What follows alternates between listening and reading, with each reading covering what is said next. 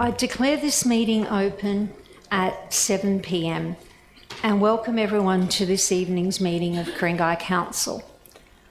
I'd like to acknowledge the traditional custodians of the land on which we meet today and pay my respects to elders past, present and emerging.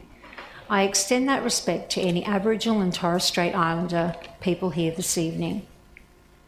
As councillors, we are entrusted with the responsibility of representing the diverse interests of our residents. Let us work together in a collaborative spirit, respect diverse opinions and seek common ground for the good of Ku-ring-gai. Before we begin, I'd like to outline a few procedures in relation to this evening's meeting of Council. This meeting is being recorded and webcast live on Council's website.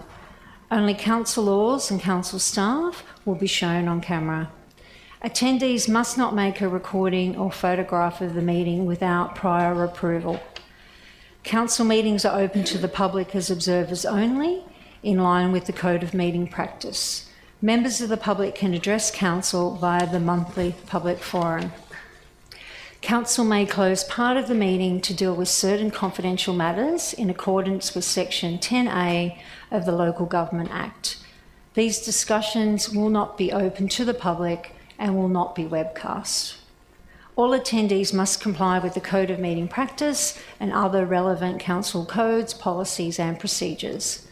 Attendees must refrain from engaging in disorderly conduct, public alleging breaches of the Council's Code of Conduct or making other potentially defamatory statements. Councillors, council staff and members of the public must ensure that mobile phones are turned to silent during the meeting.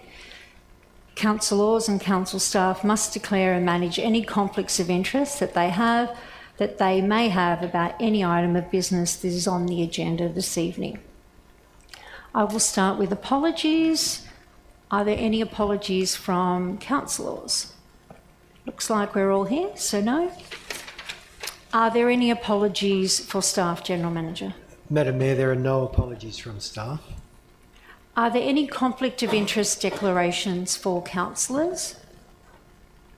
No? No conflict of interest.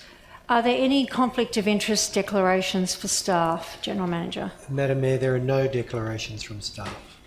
Are there any documents circulated in the councillors' papers to be dealt with with an appropriate time during the meeting?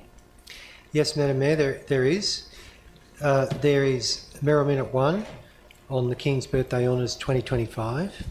There is Merrill Minute 2, Varley Stuart Clark AM AF SM.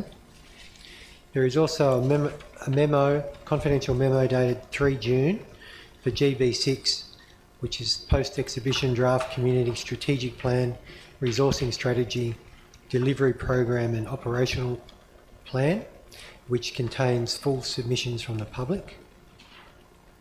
There's also a confidential memo dated 6 June for GB12, Ku-ring-gai draft green grid post-exhibition report.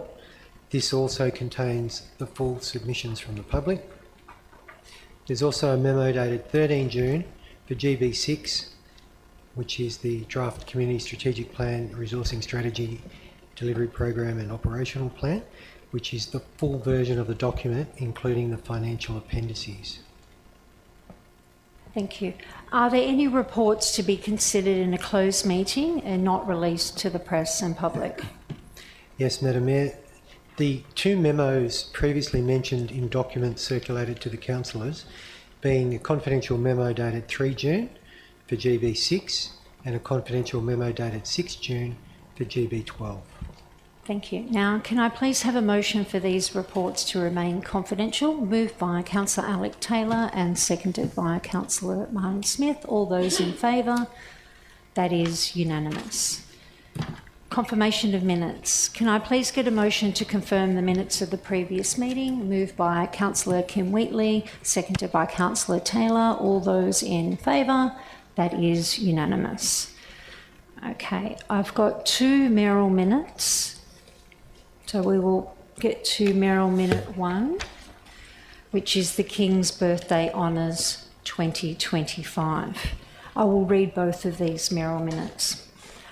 I am pleased to inform you that 5 Ku-ring-gai residents through their outstanding achievements in services to the community, have been awarded 2025 King's Birthday Honours. We are very proud to have these dedicated and talented Australians as members of the Ku-ring-gai community. I would like to read to you the names of these special Ku-ring-gai citizens, and on behalf of Council, congratulate them on their excellent contributions to Australian society. Mrs. Rosalind Elaine Phillips, OAM of St Ives, for service to the community through charitable roles. Mr. David Hugh Armstrong, AM of Gordon, for significant service to the not-for-profit sector, to the arts and to the financial sector. Mrs. Margaret Philippa Middleton, OAM of Linfield, for service to the community as a volunteer. Mr. John Mackenzie Middleton, OAM of Linfield, for service to the community, particularly through music. Mr. Ronald Burke York, OAM of Linfield, for service to the community of Sydney and to charitable organisations. On behalf of Council, I congratulate all these award winners on their outstanding achievements. Ku-ring-gai should be very proud that it has so many citizens being recognised at the highest levels for their selfless dedication, commitment and contribution to local, national, international communities.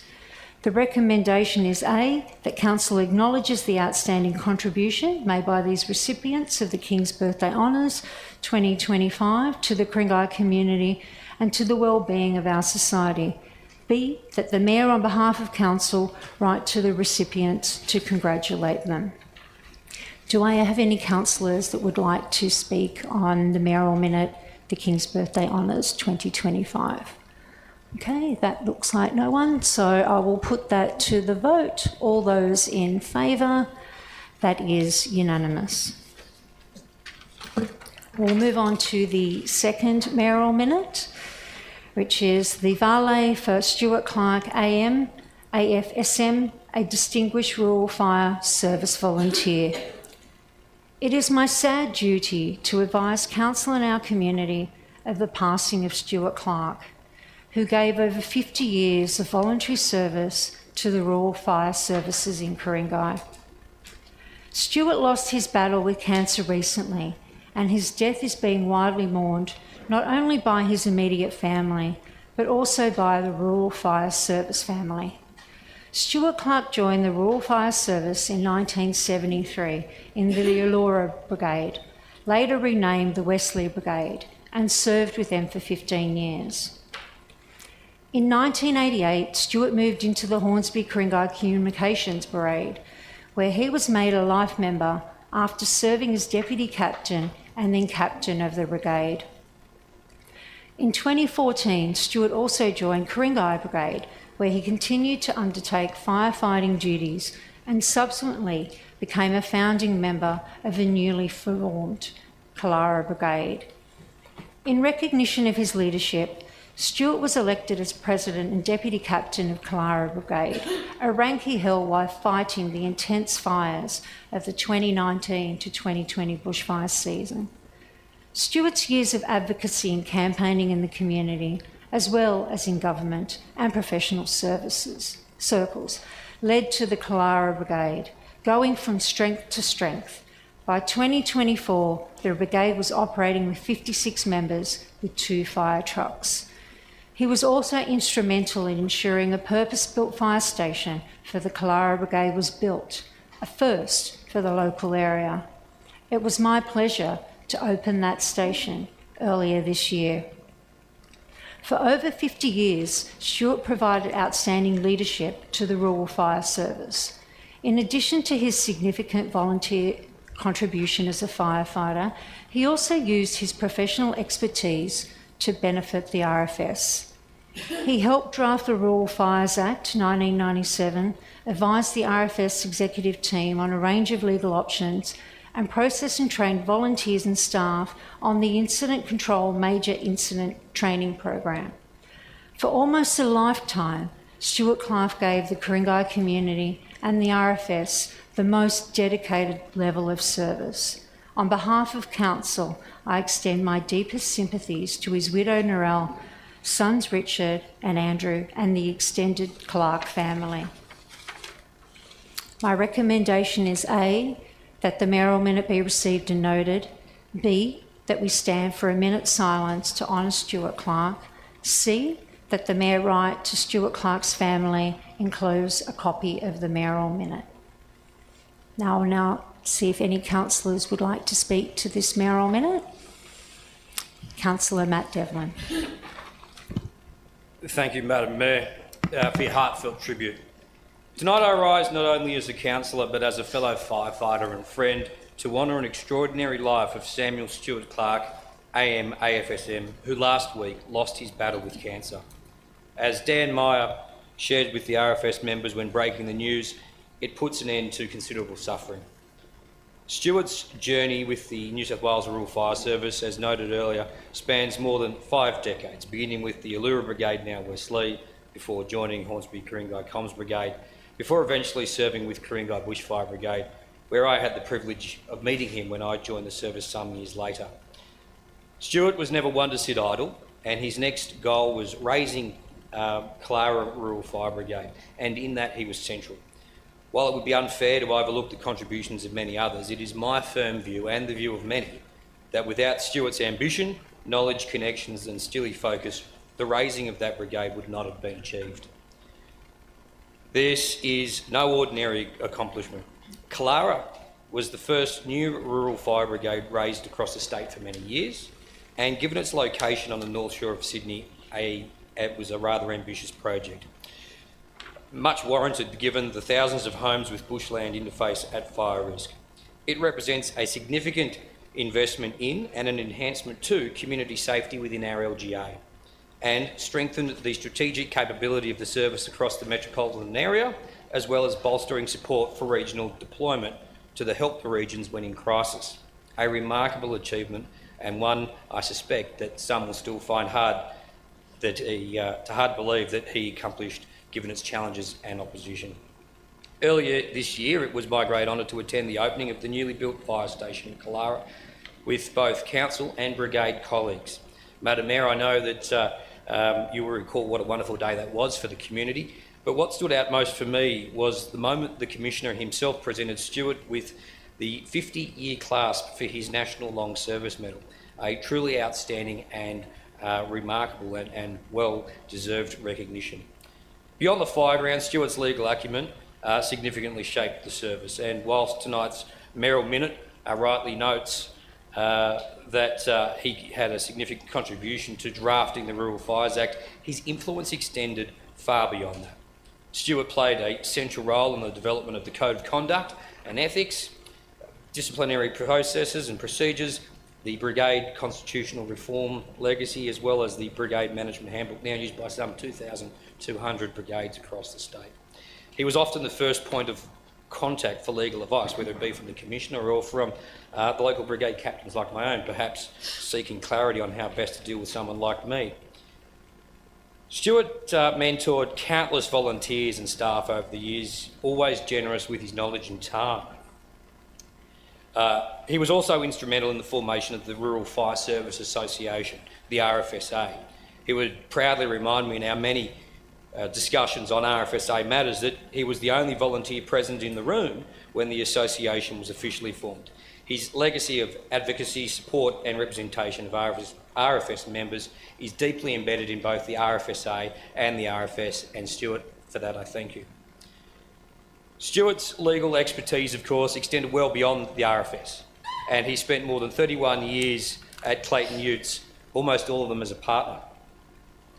He served as managing partner of litigation for several years, and then later as chief operating officer and managing partner, overseeing nearly $500 million worth of Australia's legal market at a time of unprecedented upheaval and intense competition. His commitment to knowledge sharing was equally formidable. Since 2010, Stuart has served as an honorary professor at Macquarie University's Law School, a further testament to his dedication to mentoring the next generation of legal minds. And you might think that that would be more than enough to keep a person busy, but not Stuart, no. He also served as a director of the Law Council of Australia from 2012 and was elected its president in 2016. He also went on to serve as a director and deputy chair of the Australian War Widows New South Wales Limited from 2019. And following his retirement from Clayton Utes, he founded SSC Advisory to continue serving his profession and our community. In 2021, he took on another significant leadership role as chair of the board of the New South Wales Volunteer Rescue Association, the VRA. Under his stewardship, the VRA underwent meaningful reform, modernisation and renewal, becoming more effective and relevant than ever before. The lives positively impacted by his work in that role are uncountable. And again, thank you, Stuart. In 2015, Stuart was appointed a member of the Order of Australia, an AM, in the Queen's Birthday Honours for significant service to the law through senior roles with professional legal bodies, to strategic reform and to the Rural Fire Service. In this year's Australia Day honours, he was awarded the Australian Fire Service Medal, the AFSM, for his unwavering commitment to the New South Wales Rural Fire Service. He was also a Fellow of both the Australian Academy of Law and the Australian Institute of Company Directors. But for me, it will always be his big smile, his quirky laugh and his trademark red suspenders when in uniform, made completely redundant by his tactical belt, and most of all, his willingness to help. I'll never forget climbing in to the back seat of the truck beside him, and for the first time, nor the last time that I picked him up from his home after treatment last year to go and grab a coffee, a pie and a cake at East Killara. We talked all things RFS, how I was settling into my role as councillor, and then, true to form, he proudly gave me a tour of the yet-to-be-opened Killara Fire Station. He was, as you would say, proud as punch. Until his decline after the station opening, Stuart would often check in with me, often asking how his little mate Barbara, Councillor Ward, was going. Stuart Clark, thank you for your friendship, your mentorship, your counsel, and a legacy that will be near impossible to surpass. Narelle, Richard, Andrew and the Clark family, we extend our deepest sympathies. Stuart's legacy of service, leadership and community spirit will continue to inspire us all. Madam Mayor, on that note, I support the recommendations of your Mayoral Minute and ask that a copy of my own remarks be included with your correspondence to the Clark family, and I thank the Chamber for its time. Thank you, Councillor Devlin. I'll just move that recommendation, if I may, although, you want to move or you want to speak, Councillor Ward? Okay. All those in favour? That is unanimous. Now, if I can request that we all stand for a minute's silence to honour Stuart Clark.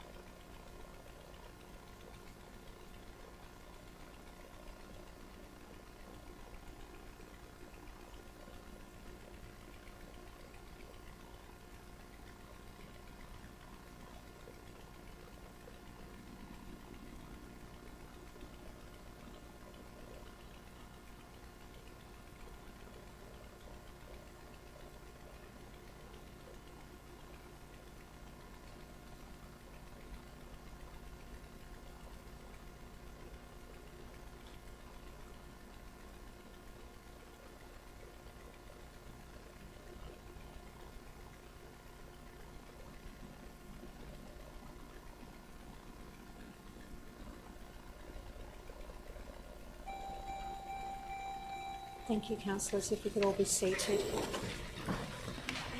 Councillor Barbara Ward, I notice your light's on. Thank you, Madam Mayor. If I may also speak on that.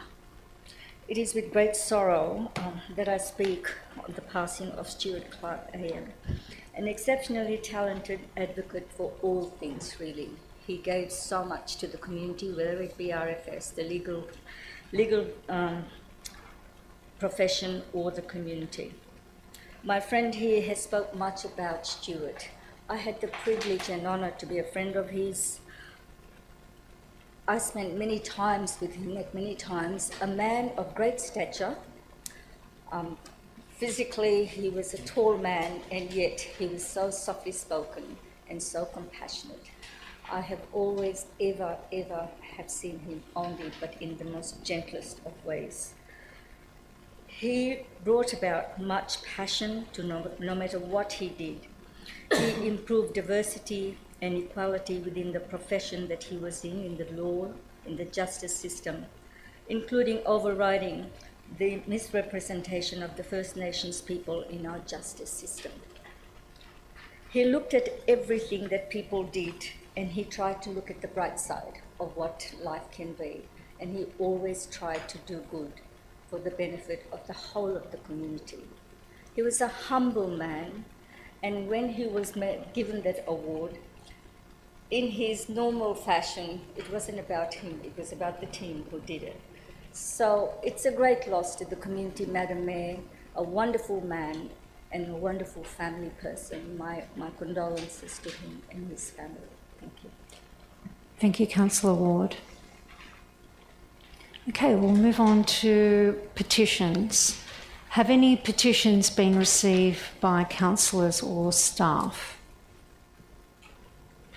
I believe there is one petition. Can I have a mover for that petition? That's PT1. Councillor Matt Devlin, are you moving? Yep. And a seconder is Councillor Jeff Pettit. All those in favour? That is unanimous. General business. Now, I'd like to firstly invite councillors to nominate any items on the agenda that they wish to have a site inspection for.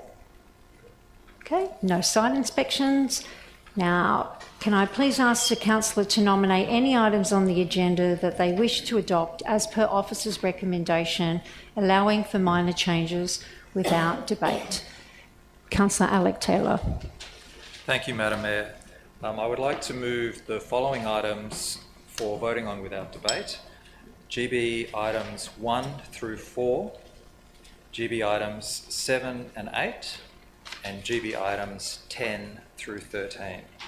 So once again, that's GB 1 through 4, GB 7 and 8, and GB 10 to 13. Okay, do I have a seconder for that? Councillor Kim Wheatley, a seconder. All those in favour? That is unanimous. Okay, so we'll move on to the first one. So the first of those GB items, I believe, is GB 5. Okay, so that is the draft community engagement strategy incorporating community participation plan. Councillor Alec Taylor, you have your light on.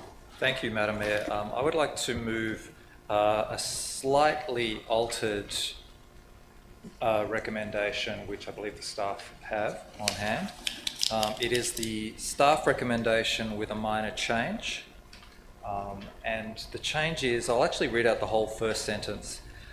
So Part A, that Council endorsed the draft combined community engagement strategy and community participation plan, and this is the new part, after increasing the minimum notification mail-out radius for traffic management changes from 50 metres to 150 metres, comma, and then it be placed on public exhibition for 42 days. And the second part of the recommendation is unchanged. Okay, do we have a seconder?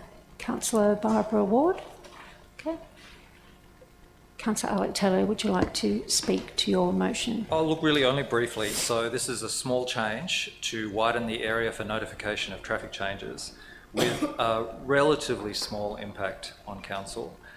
This change will give slightly more residents awareness of proposed traffic changes. Okay, Councillor Ward, as the seconder, would you like to speak?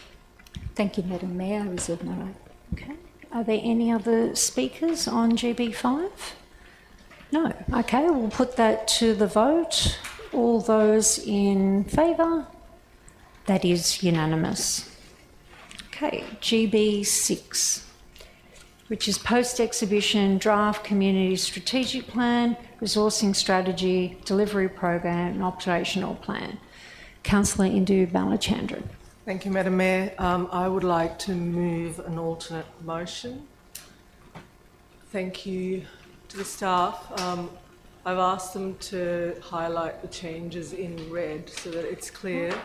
But before I speak to it, Would you like to read out the changes? sure. So I don't want to waste everyone's time, but effectively, the motion is that subject to Part B, that we adopt the CSP, resourcing strategy, and the LTFP, the asset management strategy and workforce management strategy, incorporating the budget, capital works statement of revenues and fees and charges with recommended amendments. The Section B is the main change, and it's change the scenarios for a special rates variation to be as per the following table. And the main changes are with scenario option 3, which I'll speak to as part of my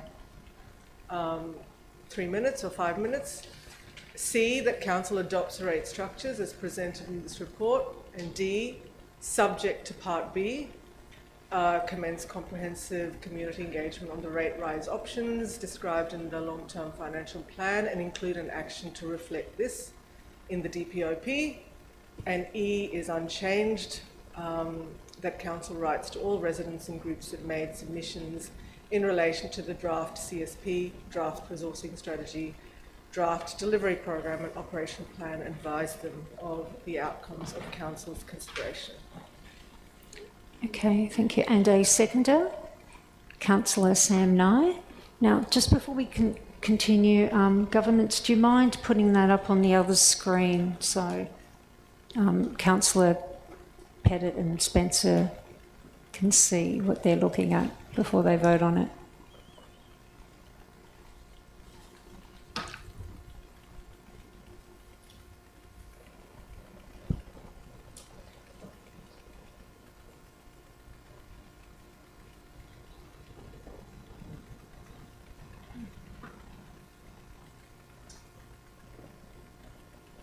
We're getting there.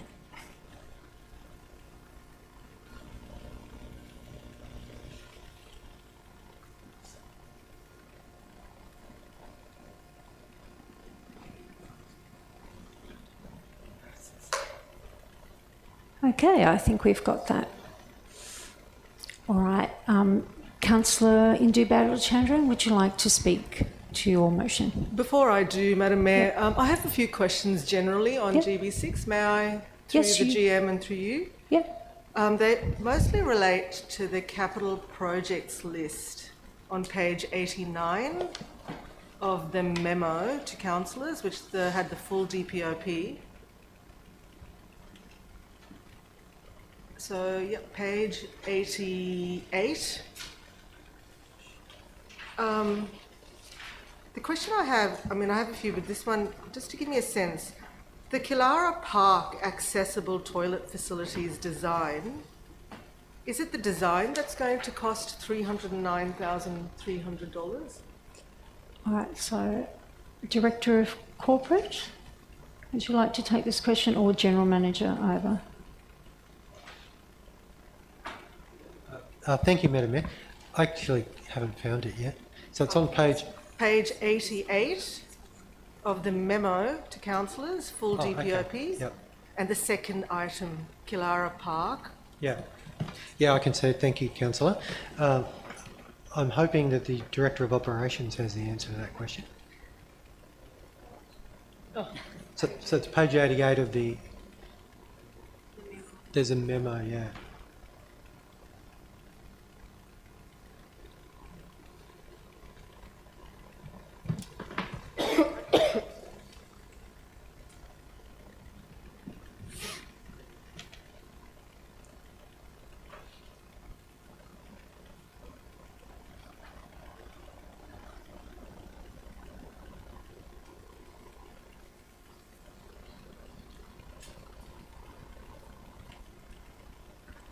Through you, Madam Mayor. No, it's not simply the design. I think that might be just a slight error there. That would be for the upgrade. Oh, great. Okay. Thank you. My second question is, a number of these refer to upgrades as per priority matrices. So, there's a playground strategy priority matrix, and there's a couple of others that are referenced. Where are these priority matrices published or available?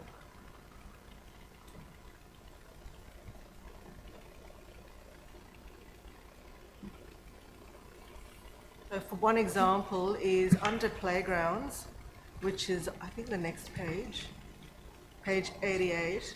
Oh, is there one on this page? Yes, here we go. Under fencing and parking areas, at the bottom of the second one, it says various fencing and parking upgrades at parks and sports grounds in accordance with prioritisation matrix. Page 87.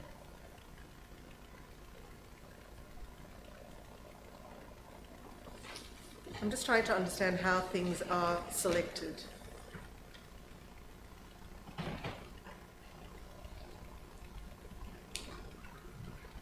Through you, Madam Mayor. That's a combination of the programs that staff put together based on our asset conditions, and we would distribute those against recurrent budgets or capital project budgets, and that would be a list that the staff compile. Okay, so you compile a kind of priority list according to rank That's for correct. each of these. Right, Correct. okay. And are they shared with councillors? Not officially, but we can distribute the list when the time comes, yes. Thank you.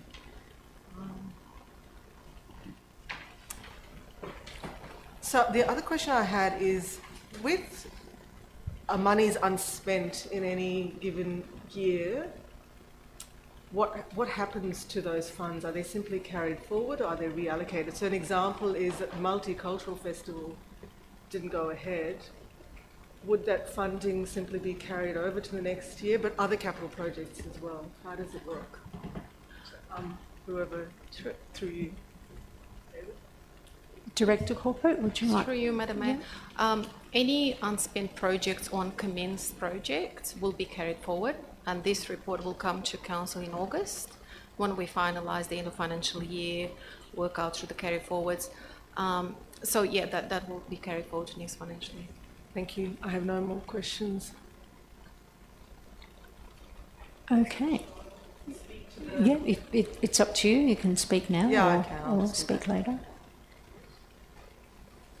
Whenever you're ready. Yep, thank you. The amendment proposed deals with two issues, clarity and scale, and mostly in response to resident feedback expressed in various consultation processes over the last 6 months that I have been part of or read. So I'll just run through the changes one by one. There's some kind of not formatting, but cosmetic changes. The headings and footers are clarified now. So for instance, they're generally self-explanatory, but for instance, categories like infrastructure upgrades could have been anything, but what the intent is in that is traffic and transport works, etc. So I've just put some examples under each of those. The second thing is scenario 2. Scenario 2 is actually unchanged. The only difference is there were additional footpaths under the primary column, and all the additional footpaths have been moved to the additional and acceleration column, so nothing else has changed there. The footpaths total remains the same, and everything else remains the same. With scenario 3, there are two changes. $420,000 has been moved from footpaths to infrastructure, primarily in response to resident concerns regarding traffic issues with increased density under Todd. So there's still a significant amount under footpaths, there's just a little bit more under infrastructure upgrades. Marion Street Theatre is the main change. It is now presented as a 20-year loan rather than a 10-year loan, which it was previously. This reduces the annual special rate variation amount from to 2.98 million. It was previously 4.5 million, and it brings the SRV percentage down to 30% from 32%.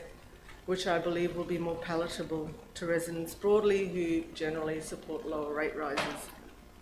The change spreads the loan over a longer period of the asset's real and useful life. It reduces the financial annual impact on ratepayers.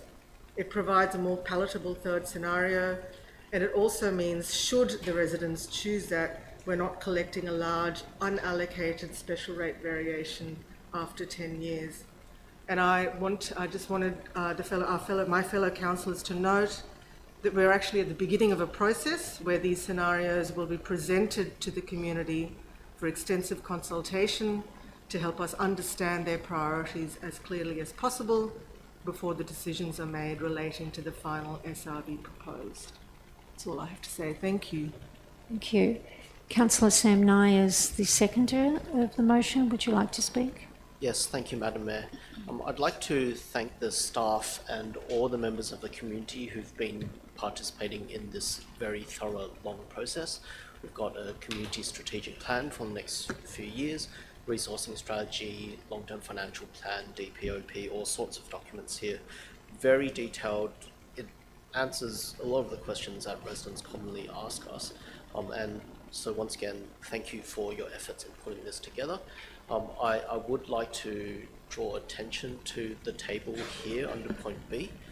We know that there's been murmurings or talks of a potential special rate variation in the future, and I'd really like to hope that if we do go into the process of consulting with the community in the next few months, that we do so in a manner that is very clear and succinct and understandable to members of the community. I do see here we've got hundreds of pages. It's a massive wall of text.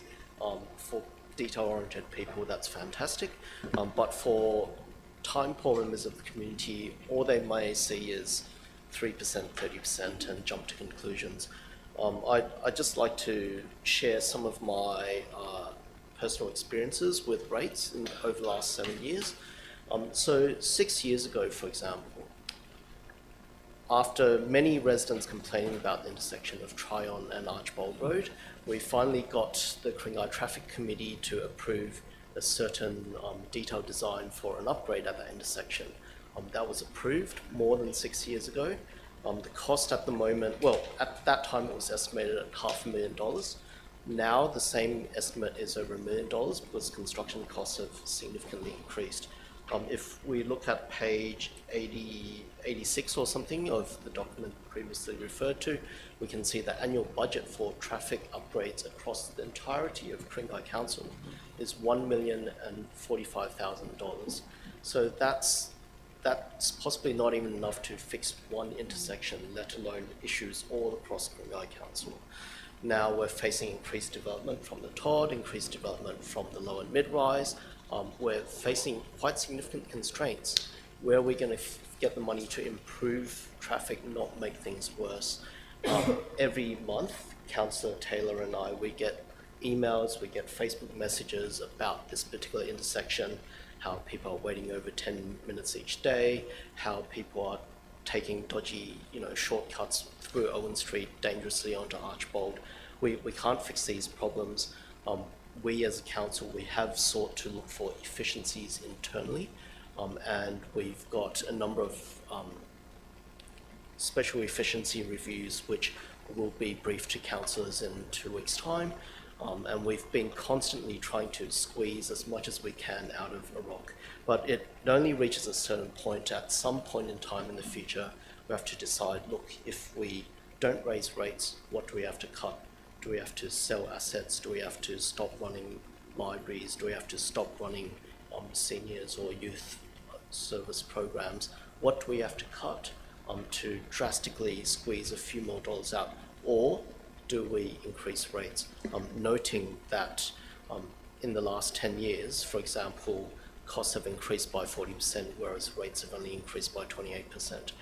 There's only so much that we can deliver. We've done as much as we can to improve the efficiency of the organisation.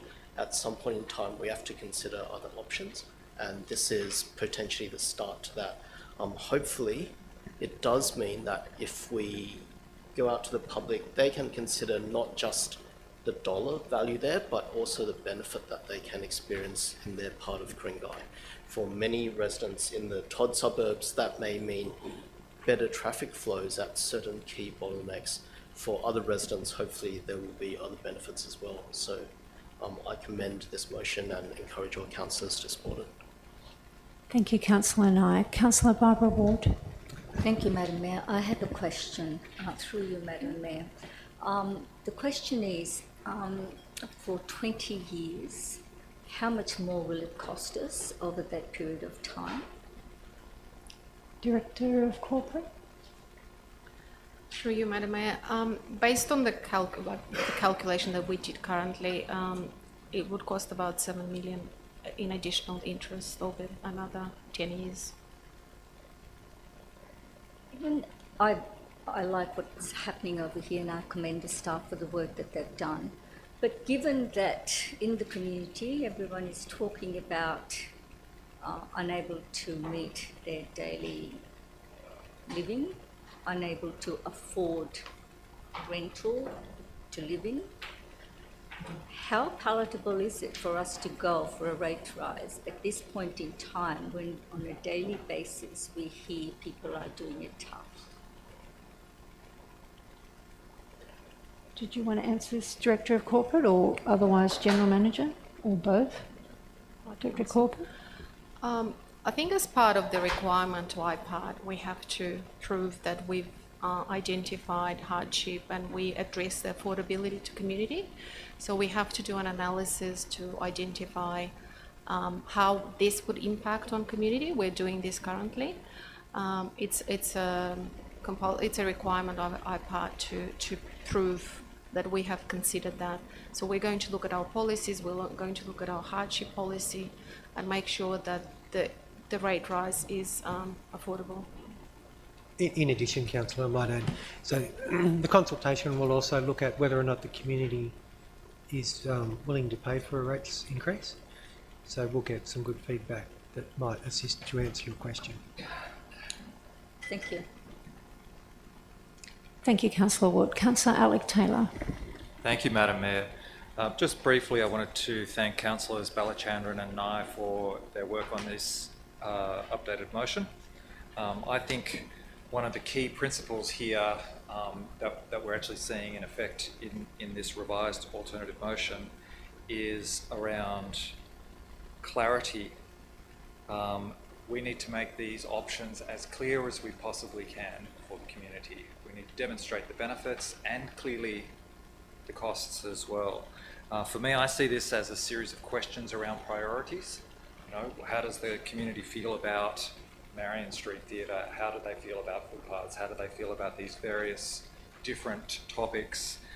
This is about listening to the community and communicating well. So I would just encourage our people to communicate effectively and clearly engage with the community over the coming months. I don't feel like anything in here is set in stone, even within the options. I think it's quite likely that there will be further fine-tuning if the community does decide to go down the path of an SRV. Thank you. Thank you, Councillor Taylor. Councillor Martin Smith.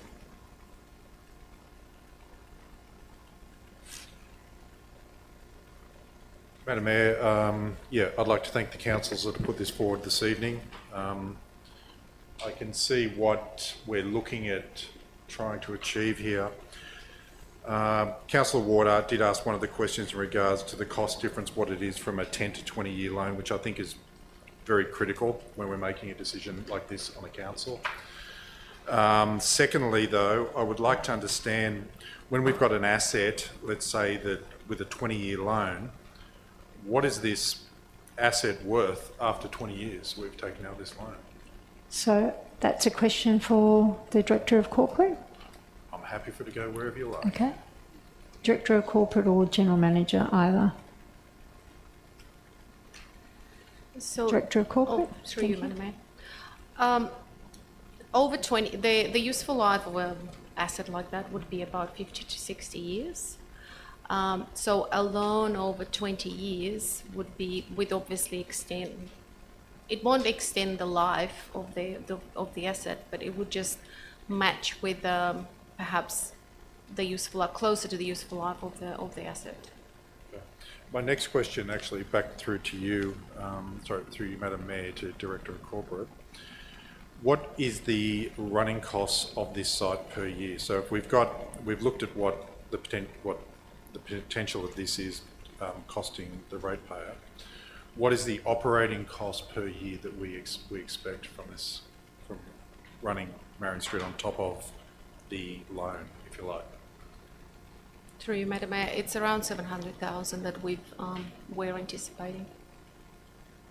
Okay, so that's 700,000 per year. Okay, thank you.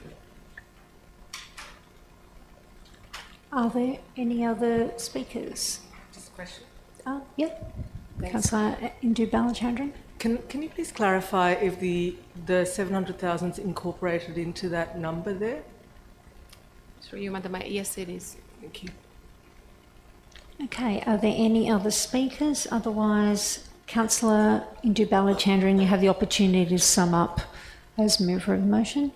I won't do that, No? thank you. Okay, I'll put that to the vote then. All those in favour is Councillor Ward, Councillor Balachandran, Councillor Taylor, Councillor Devlin, Councillor Nye, Councillor Wheatley, Councillor Smith, Councillor Kay.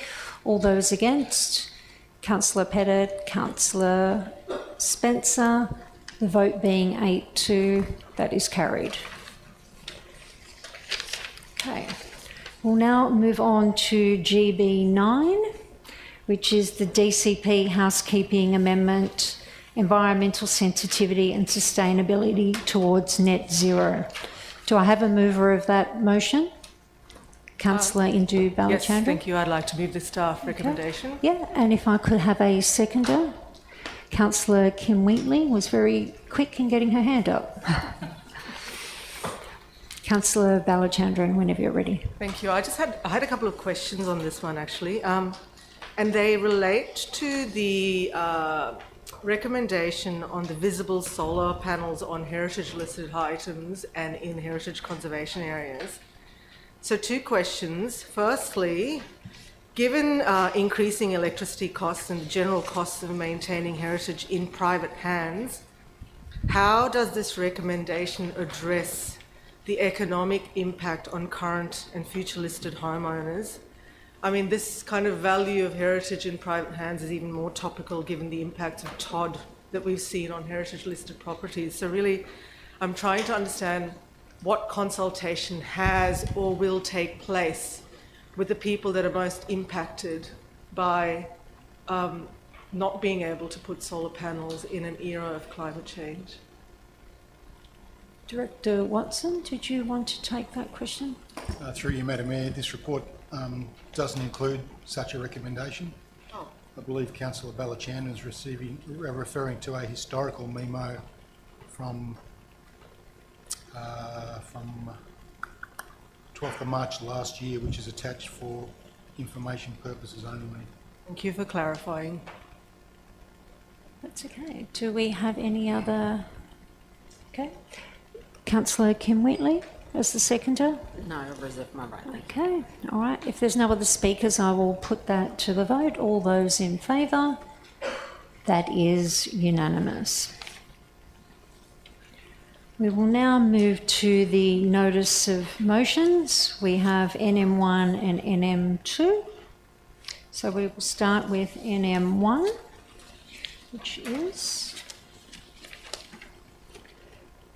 improve asset utilisation and supports the arts in Ku-ring-gai. Councillor Indu Balachandran. Thank you. Can I please, I have an alternate motion to move that I've provided to staff. Right, so you'd like to move that? Thank you. And there is one change which I missed. Under B.1, can you please change presented to reported? Thank you. Just clarifies that that design will come back to council in September. Okay. Do we have a seconder? Councillor Kim Wheatley. Councillor Indu Balachandran, would you like to speak to your motion? Thank you, yes. Some months ago, I requested a copy of a report commissioned in June 2024 on building upgrade prioritisation.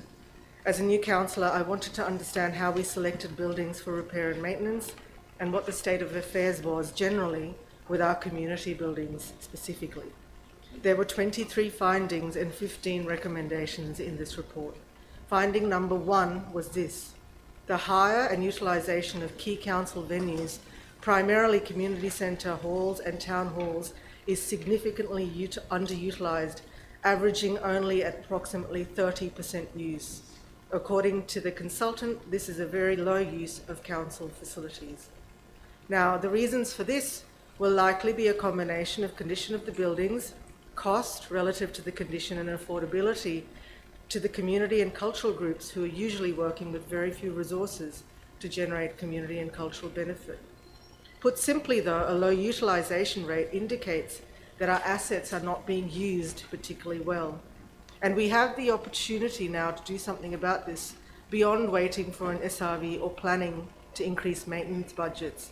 We need to upgrade buildings, address the cost issue, and understand the problem better. We also know venues remain a major issue for our creative practitioners, as is identified by the Arts and Culture Committee. Testing, learning and acting in collaboration with our users is a low-cost, low-risk approach to improving asset use. The notice of motion proposes a few things. Firstly, a targeted review of some facilities to be undertaken to identify where the low-hanging fruit are, where low-cost upgrades can lift utilisation and therefore revenues. In parallel, it proposes that a pilot is developed for 12 months to help understand our users, budgets and needs in the arts community to inform future building and cultural facility uplift.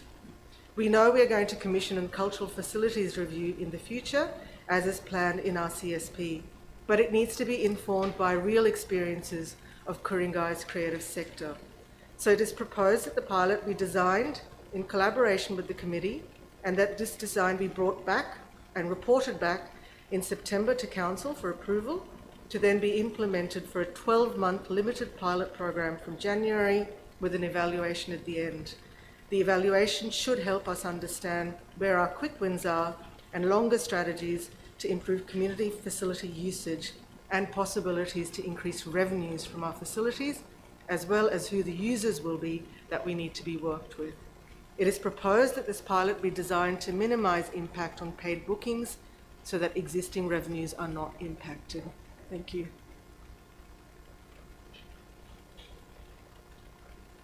Councillor Barbara Ward. Oh, sorry, Councillor Kim Wheatley. Okay, you want to reserve your right to speak? Okay, no worries. Yeah, that's fine. Councillor Barbara Ward. Thank you, Madam Mayor. Madam Mayor, I have a question. In the document, it says the council can develop a pilot program offering free access to council facilities to the arts and creative sectors. Do we do this for other sectors? I don't know who the question to. All right. Through you, Madam. Okay. Director of Community, would you like to? Madam Mayor and Councillors, no, we don't offer free of charge opportunities to other groups. We do have community rates and special rates for other groups, and as opposed to commercial rates. Thank you. One more, Madam Mayor. If we were to do this pilot, and it's a great idea, wouldn't we be looking at segregating different communities? Don't other communities such as mental health, kids, Lifeline, all of those have the same priority as arts? Director of Community. Madam Mayor and Councillors, yeah, as I said, that we do give concessions for some groups, but we don't give anything free of charge. So I guess that would come out in the pilot if we had any comments from the community. Thank you. Councillor Kim Wheatley. Thank you, Madam Mayor. As the seconder of the notice of motion, utilisation of these facilities within the Ku-ring-gai occurs, as Councillor Bellachandran said, is less than 30%.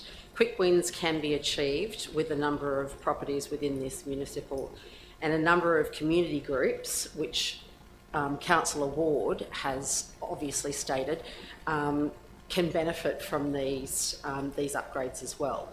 So I'm asking all councillors to approve this notice of motion and approve the asset utilisation. Thank you.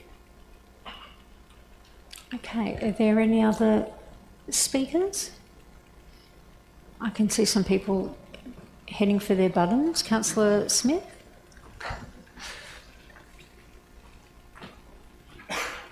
Madam Mayor, I'd just like to draw back to Councillor Ward's statement there. I believe that there is a need, first of all, in regards to this notice of motion to be supporting the arts and the community. But I'm also mindful with what Councillor Ward just brought up this evening, that there are other groups and so forth that could benefit greatly if we're looking to go down this path. If we are looking at going down this path, I don't know, this is flying right off the handle here. Is it worthwhile sitting back a little bit and just seeing whether or not we should be offering this to other, or speaking to other groups, or doing an assessment on ourselves that may benefit from this in putting in some form of amendment together this evening? That we look at all groups rather than one solely on its own with this notice of motion. Is this a question for Councillor Indu Balachandran to maybe incorporate or that? It would be more, I don't want to put this councillor on notice on that. I think I will challenge Director of Community just to see whether or not she believes that there's any merit in what I've said there. Sorry to put you on notice. Director of Community? No, that's fine. Madam Mayor and councillors, certainly we could look at, as I said before, I think if we start a pilot, it's not going to be done in isolation. Other groups will be aware of what's happening. So I think there is an opportunity there for us to perhaps tap into some of the other groups, like the community social groups and that type of thing, and just see how they feel about it. What I would add to that too is the fact that we do run a grants program, and we have community grants that go out, and the report will be coming to council soon.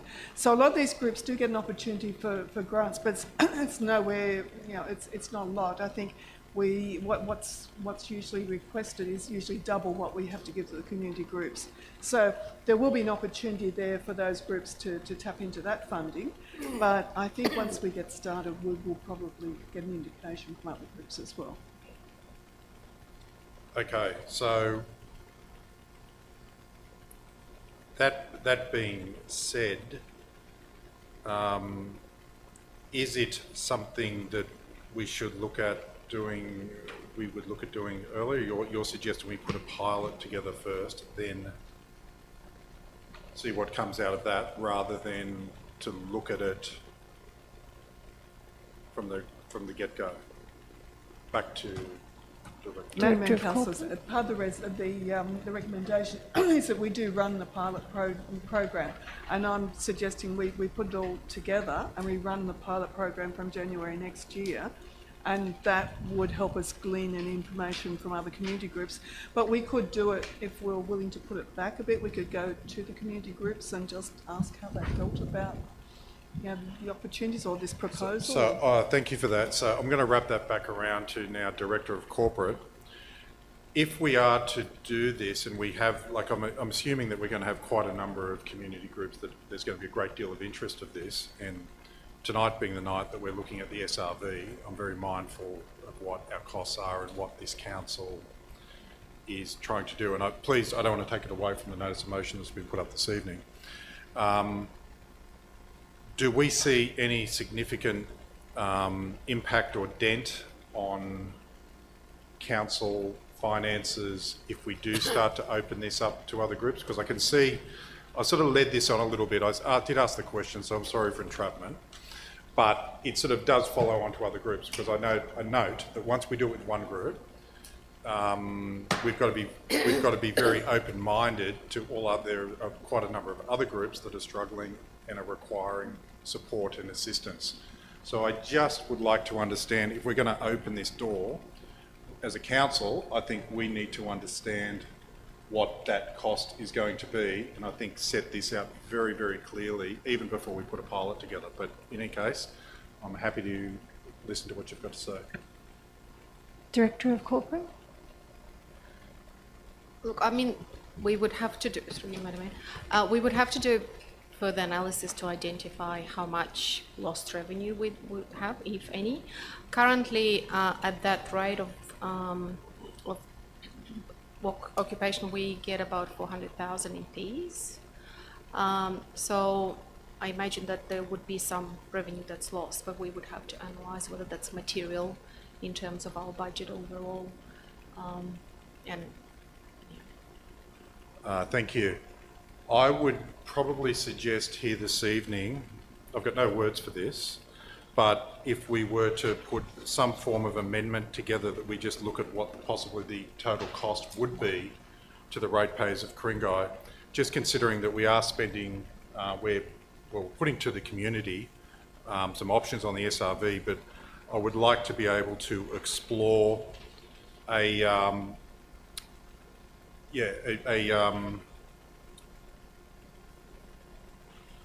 total picture of what the potential costs are to the community. So I'd like to move an amendment.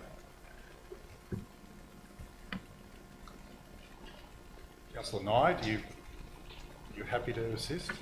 I'm just making this up on the spot, if you want. So under B Part I,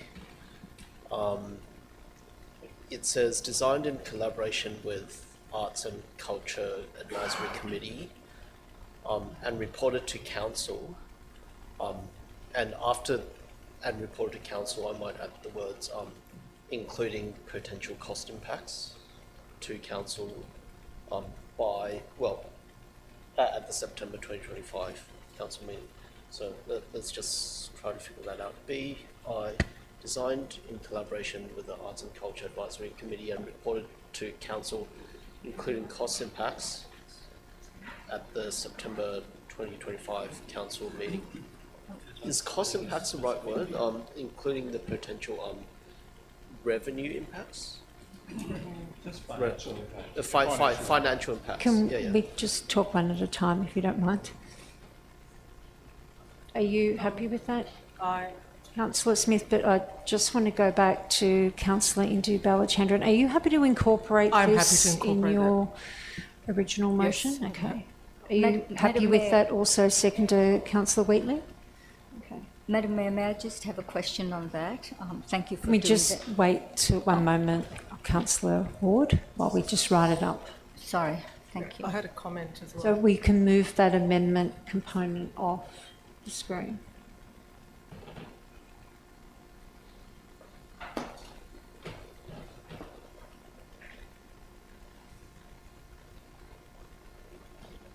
Okay. Councillor Barbara Ward. I know everyone's excited this evening. Thank you, Madam Mayor. Just want to try and get it right. We already have a process in place which we've just heard about. So why are we trying to do something different? Why is it the Arts and Cultural Committee has to be different to what the process is in place now, where you apply for a grant and you're able to get funding towards it?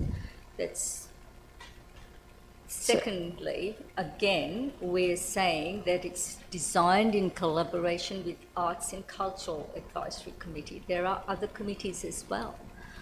Surely they would have an input into this. Why are we segregating? Why are we narrowing it? I don't understand.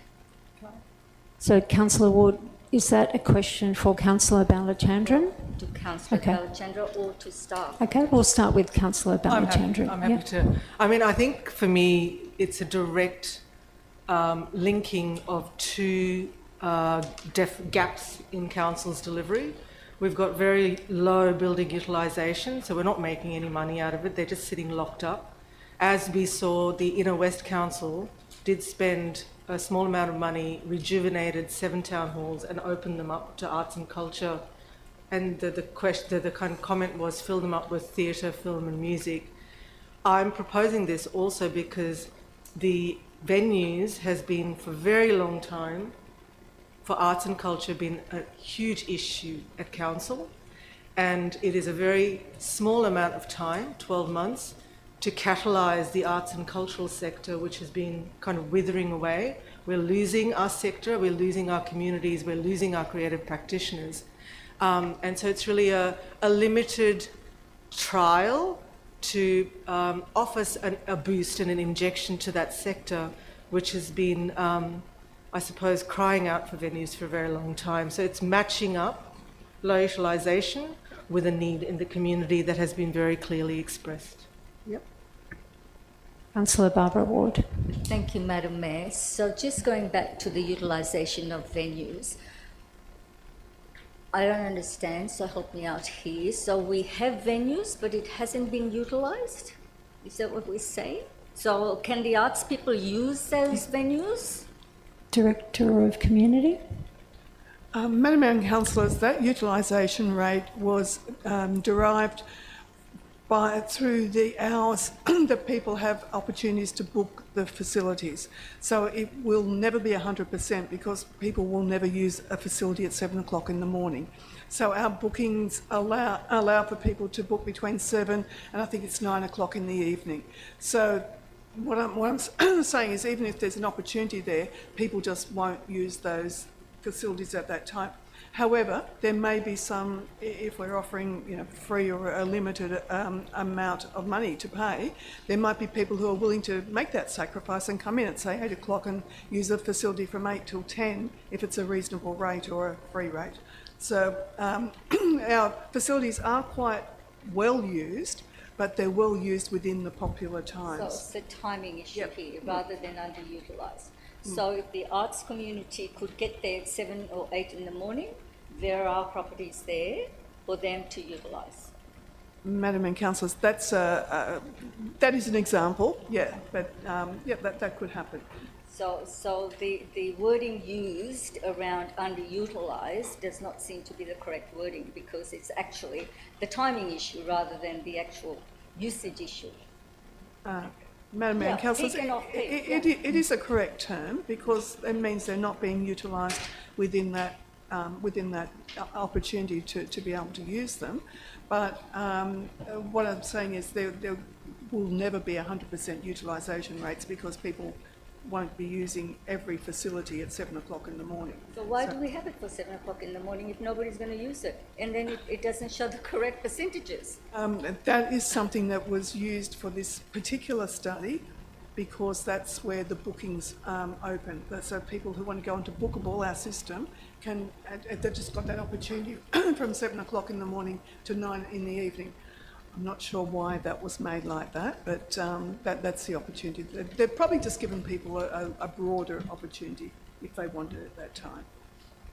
Madam Mayor, I have a problem with segregation here. I really do.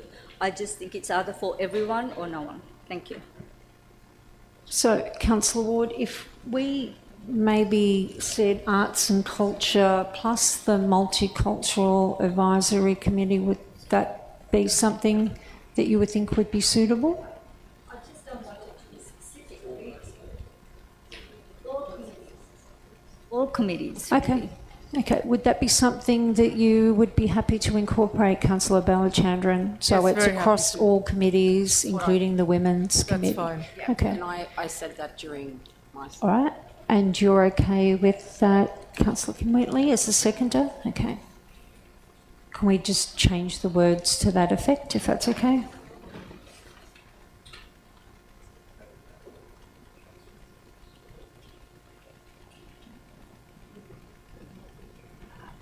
I've just got a question to the Director of Community. Will that give you enough time to go across all the committees to come back by September? Madam Mayor and Councillors, it may be difficult to get to all those committees in that time because they only meet on a quarterly basis. So we may need to extend the time if that's possible, please. Councillor Indu Balachandran, would you be okay to extend that time slightly along with Councillor Wheatley? Yes, to November. Madam Mayor and Councillors, we'll see what we can do in that time. Thank you. Okay, thank you. Councillor Alec Taylor. Thank you, Madam Mayor.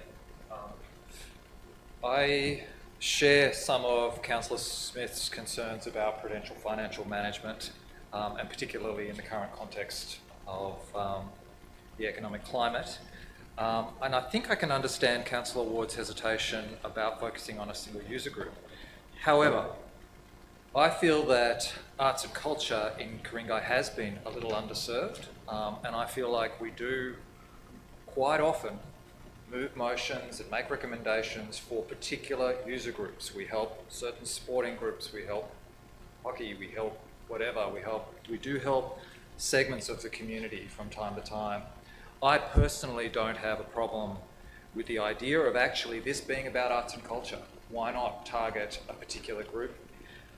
One of the reasons why I'm comfortable with that is because we're actually talking about not only a pilot, so not all of Ku-ring-gai, but we're actually talking about coming back to us with a report first before we even start the pilot. So from my perspective, I didn't have a problem with the original proposal, but perhaps if we give the staff a little bit more time, they can come back, and maybe when we do come back in, what did we decide in November, maybe we can target it back down again onto the arts and culture community as well. But overall, I'm definitely in support of this motion. Thank you, Councillor Taylor. Councillor Cedric Spencer. Thank you. Just a couple of questions. Generally, it looks good. So, assuming if this is to be made available to all committees, perhaps if the mover and seconder might consider the word relevant, why? It's because you have the preamble there, and it states quite clearly this for the arts and so on and so on. And then if you link that back, it seems like it's just for the relevant committees, not not inclusive of every. Yeah. So if we could just remove the word relevant, so just with all council committees. The problem is it'll include traffic committee. No.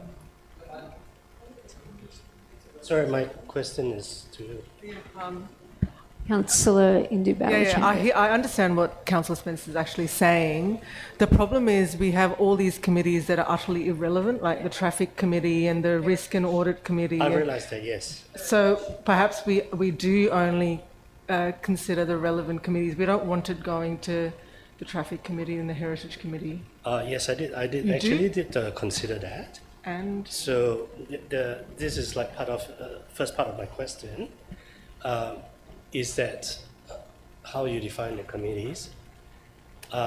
Second question is, what if she can take this on notice and make the decision? She, as in Councillor Indu-Balachandran, thank you. And of course, there's the second one as well. Okay. Second one is probably to the director.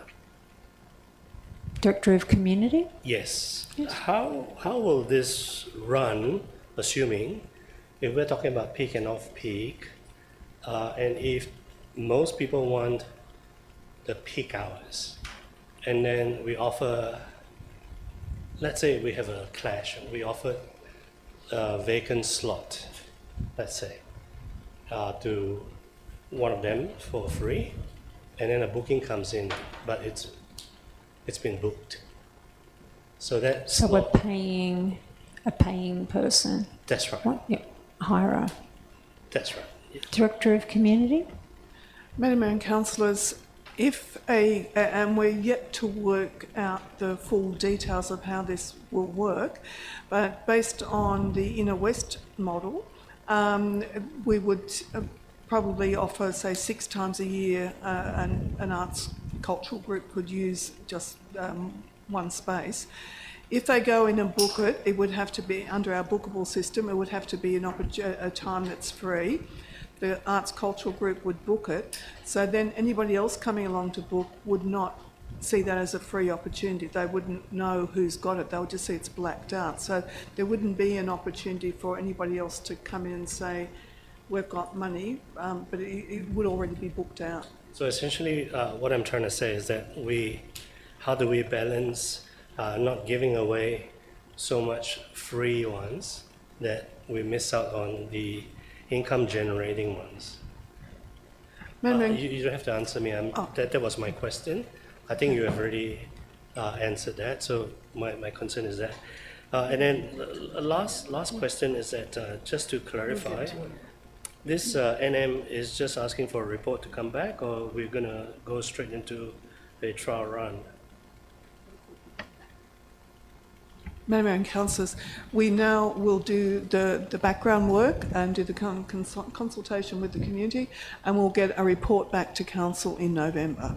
And that will be more detail about how the pilot will run, commencing in January next year. So can I just leave my questions, the one that I raised with Councillor Balachandran?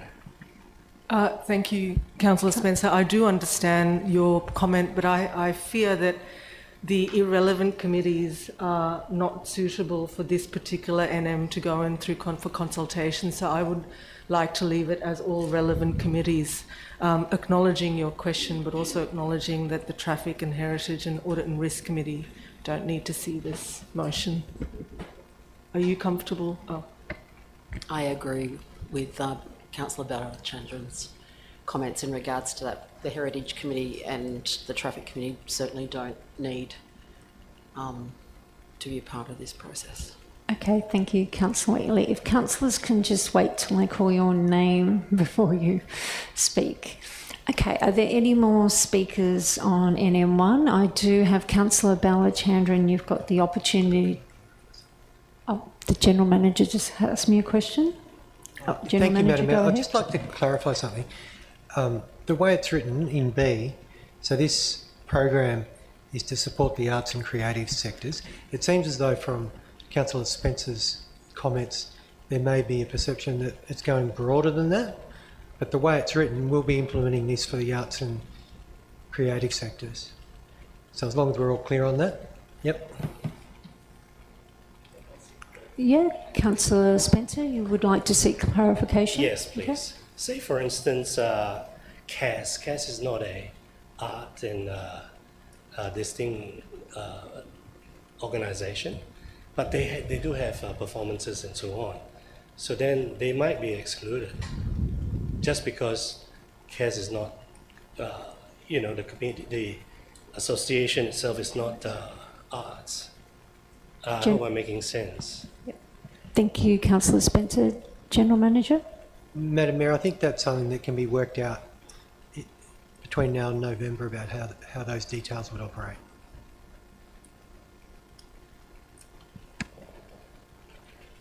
Councillor Barbara Ward? Thank you, Madam Mayor. Sorry, just to get a clearer understanding.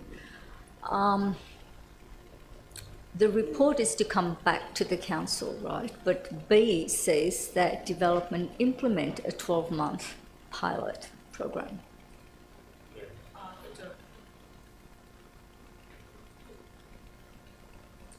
Madam Mayor and Councillors, my understanding that is that Part A is to do the targeted review, Part B is to work on the pilot program.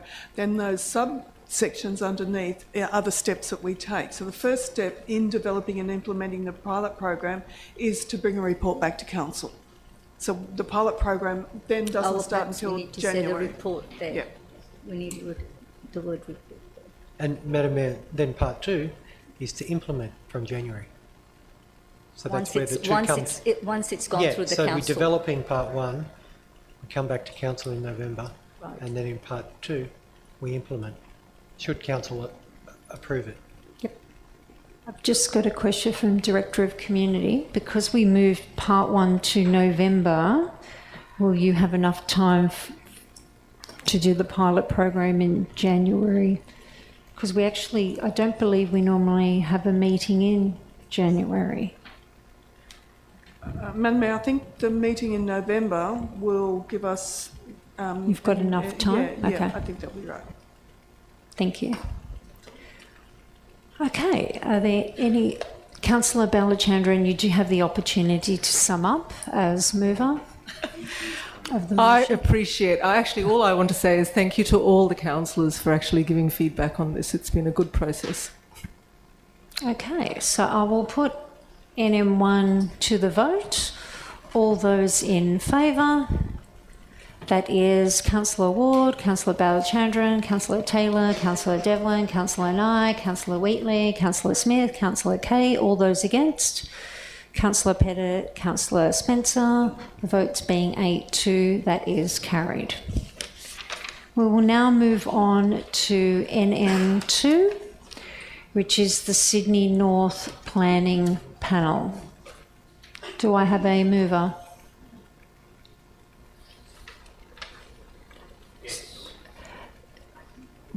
Does that mean your light is on, Councillor Devlin? Okay, thank you, Councillor Devlin. Is there a seconder? Yes, I'd like to move that the staff have an amendment to this motion. As Okay. option A. All right. Can we just bring that up on the screen then?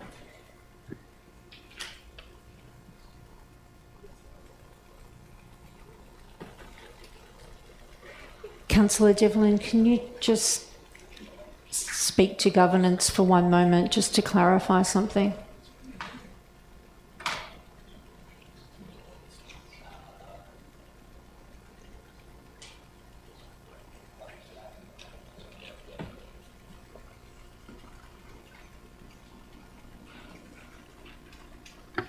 Just to clarify, Madam Mayor, my apologies, I referred to it as option A. It's option 1 with the staff. Okay.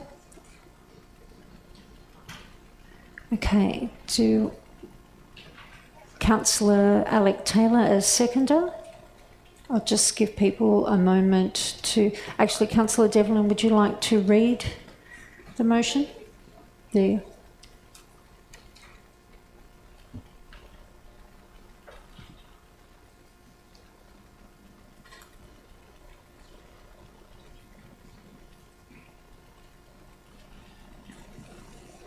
Thank you. I move the recommendation to the notice of motion concerning the Sydney North Planning Panel. We're all good? The recommendation is that, 1, the existing appointments to the SNPP being revoked to permit fresh appointments. Just a technical issue. That's okay. There. Won't be long. Okay. Be revoked to permit fresh appointments from the pool of currently elected councillors. 2, that council appoint the following councillors as council's nominees to the SNPP, notably councillors Smith and Taylor, and the following councillors as the alternates, councillors Wheatley and Balachandran, all for a period of 2 years. 3, each pair of councillors will attend alternate SNPP meetings. If a councillor is unavailable, a councillor from the other pair may attend the meeting. And 4, that the appointment of new nominees and alternates be subject to completion of probity checks in accordance with the operating procedures. Thank you, Councillor Devlin. Okay. I believe Councillor Taylor was the seconder, so Councillor Devlin, if you would like to speak to this. Yes, Madam Mayor, thank you very much. When I was first approached on this matter by Councillor Taylor a couple of weeks ago, I thought it was quite a prudent matter. I note, and I quote from an earlier correspondence today on this issue from another councillor in this place who referred to items of integrity, values, respect and trustworthiness, and I think given a significant matter before council business last month, it's certainly being brought to our attention that that doesn't necessarily align with the values displayed by some of the people who have previously been on the panel. As a result, I was more than happy to support the call for a review and the dissolution of the membership of the representation for this council to the SNPP in order to allow council to better, to consider better representation to ensure that we have a representative of this council who not only has the faith of all councillors here, but also exudes and demonstrates in all professional representations of this council the very highest levels of decorum and respect. And on that basis alone, I was more than happy to work with Councillor Taylor on this, and so I commend this this amended recommendation to the council. Thank you, Councillor Devlin. Councillor Taylor. Thank you, Madam Mayor. And thank you for those kind words, Councillor Devlin. A lot of the work that's going to go through the SNPP in the next couple of years is going to be related to the Todd stations in Ku-ring-gai. I think it's very important that we have a representation from those Todd stations. I think it's great that we also, in this version of our representation, also have a pair of councillors who have been on the panel before and can share their history and their experience as well. Thank you. Okay, are there any other speakers? Okay. No other speakers. I will put that to the vote for NM2. All those in favour? Councillor Ward, Councillor Balachandran, Councillor Taylor, Councillor Devlin, Councillor Wheatley, Councillor Smith, Councillor Kay. Those against? Councillor Pettit, Councillor Spencer, and Councillor Nye, you're not voting, okay? If you don't vote, you're voting against. Yeah. Are you aware that if you don't vote, you will be voting against? Okay. Well, that being the case, that's been carried. Okay, the next part is business without notice. Is there any business without notice subject to clause 9.3 of the Code of Meeting Practice? Looks like there's no business without notice. There being no further business, I'd like to thank councillors and staff. I would also like to thank members of the public for their attendance. The webcast of this meeting will be available on the council website and minutes will be published within the next 2 working days. I declare this meeting closed at 8:27 p.m. Thank you.